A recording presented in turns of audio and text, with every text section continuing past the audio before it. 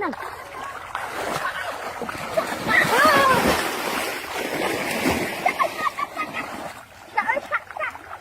Ôi.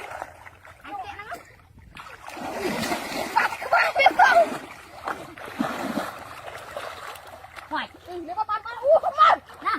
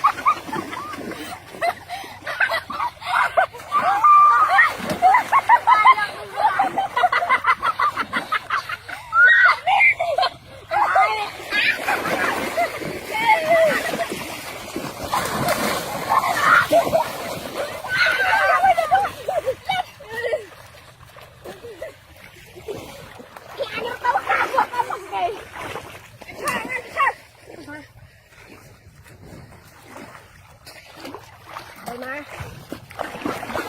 ôi con lấy chai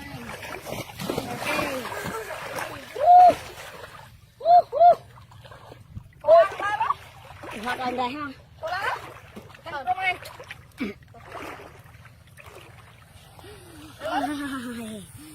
chúng ta sẽ nhận học không anh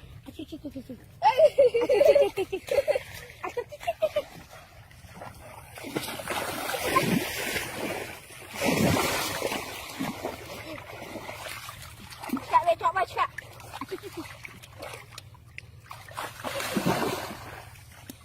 chơi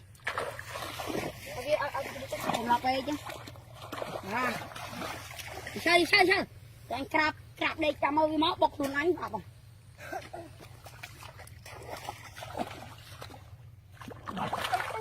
mà không đó đi ra kìa đó để bị khăn thầm anh nha ông Huy đang ở đó anh chạp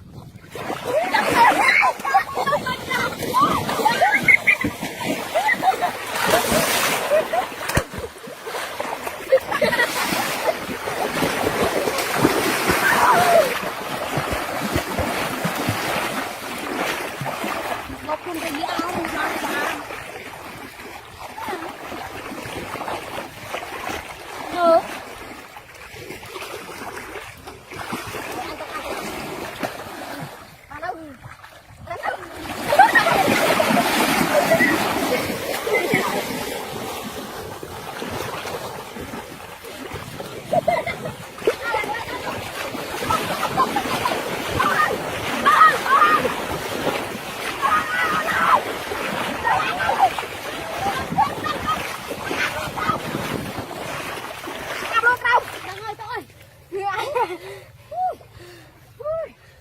trời mà rái